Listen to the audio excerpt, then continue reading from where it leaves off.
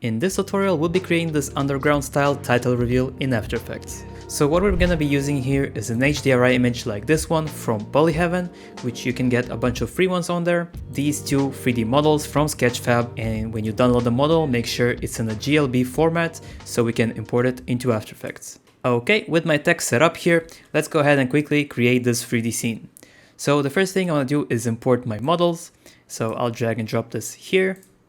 I can disable my text for now, and let me just increase the size of this and sort of position this in the center here. Now I do notice some kind of a rotation issue here, so let me just quickly adjust the Z rotation here to align this as best as possible. Let's get back here with the text and we'll make it a 3D layer and position this accordingly. Now I've got this secondary model of this cool concrete wall, and let's go ahead and import it as well. And we'll drag it back here. Let me just quickly create a new camera so we can see this a little better.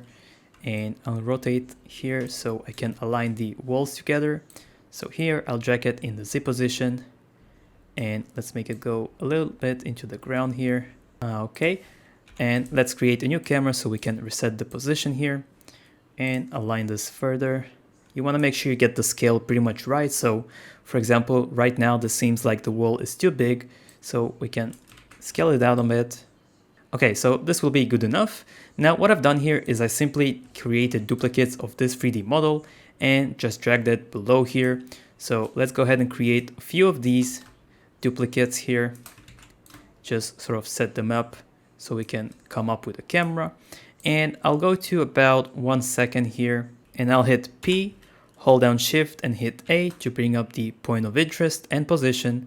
Set 2 keyframes here, and using my camera tool here, I'll hold down Shift and Alt. I'll just drag the camera using my mouse, and let's go to where we sort of see the finish here.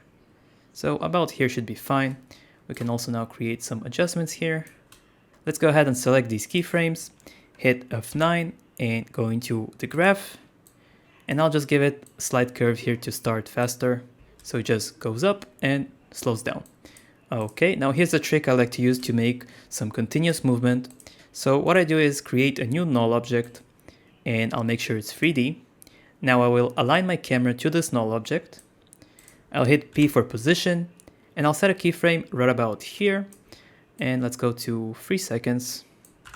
And I'll just drag the Y position. So now once the camera stops, it sort of continues using this null object.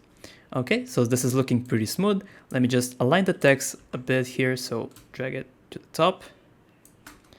And we can start adding some shadows. So let's go ahead and add a new light. And we'll make it an environment light.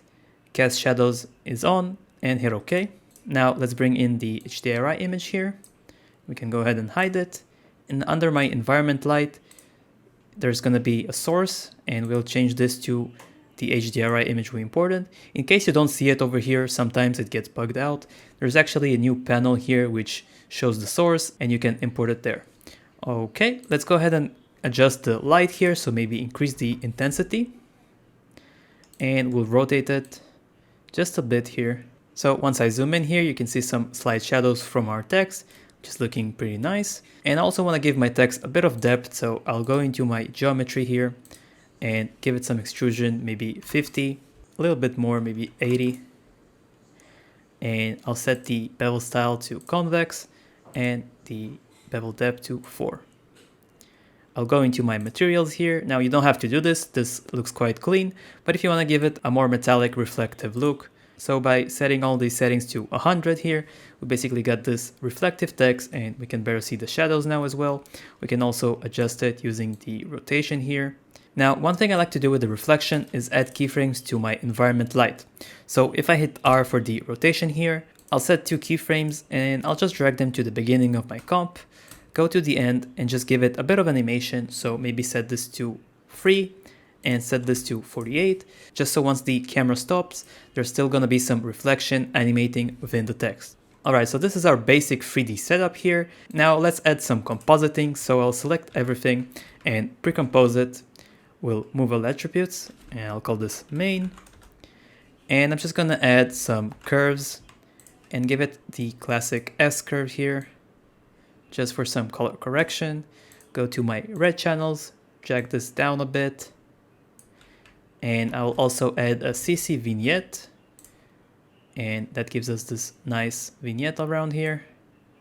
And also a quick chromatic aberration, which is a plugin, but it is free and I do recommend getting it because it gives us this chromatic look here, which adds to the shot. Now, one last thing you can add here to smooth things out, especially once it goes up, is let me create a new adjustment layer here and just add a simple motion blur, which is built in into your After Effects. So once it slides up, it's going to have some motion blur and smooth things out. So this is it for this tutorial. I hope you found this useful. Thank you for watching, and I'll see you in the next one.